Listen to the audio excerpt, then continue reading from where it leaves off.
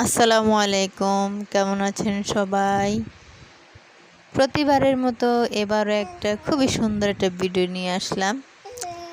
আজকে হয়েছে কি, আমি পাখিরে বাদ দিতে গেছি। মানে আমাদের দরজার সামনে একটা টেবিল ছিল আগে, ওই টেবিলটা এখন নাই।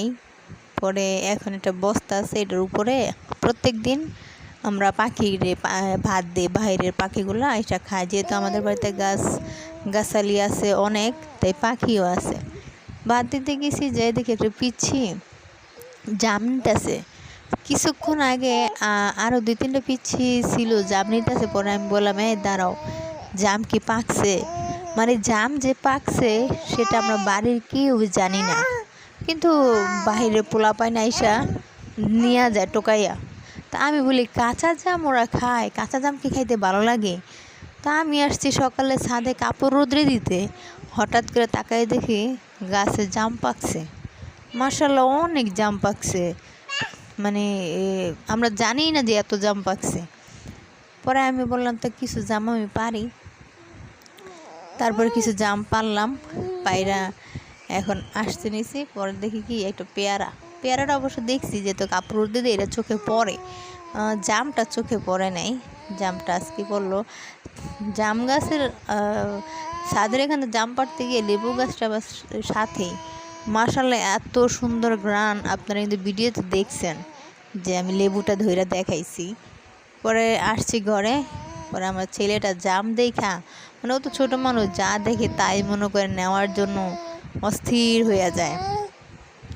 এখন আমি বয়স দিতেছি, উনিও আমার সাথে কথা বলতেছে। ও তো ভাবতেছে আমি ওর সাথে কথা বলতেছি, এই জন্য ও কথা বলতেছে আমার সাথে। পরে ছেলেটাকে এনে দিলাম জাম, দেখেন ও কি করতেছে জামগুলারে নিয়া।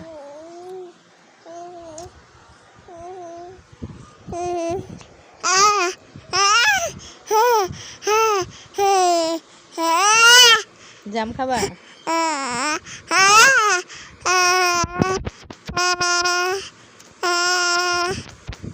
দেখেন শুধু ও কি করে, দেখেন ও ভাবতেছে আমি ওর সাথে কথা বলতেছি, এজন্য ও এরকম করতেছে।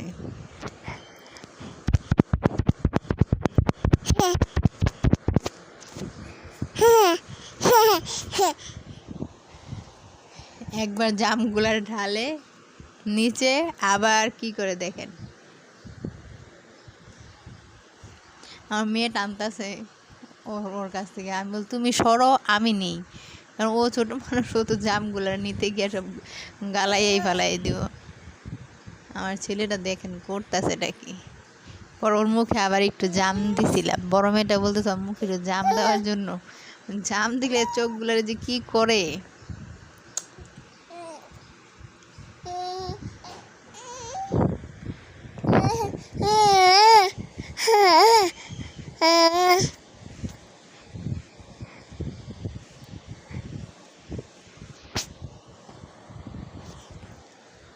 আজকের ভিডিওটা এই পর্যন্ত। সবাই সুস্থ থাকবেন, ভালো থাকবেন। আল্লাহ হাফেজ। যদি আমার ভিডিওটা ভালো লাগে অবশ্যই আমার চ্যানেলটাকে সাবস্ক্রাইব করবেন, পাশে থাকা বেল আইকনটি বাজিয়ে দেবেন। পুরো ভিডিও দেখার জন্য আপনাদেরকে অসংখ্য ধন্যবাদ।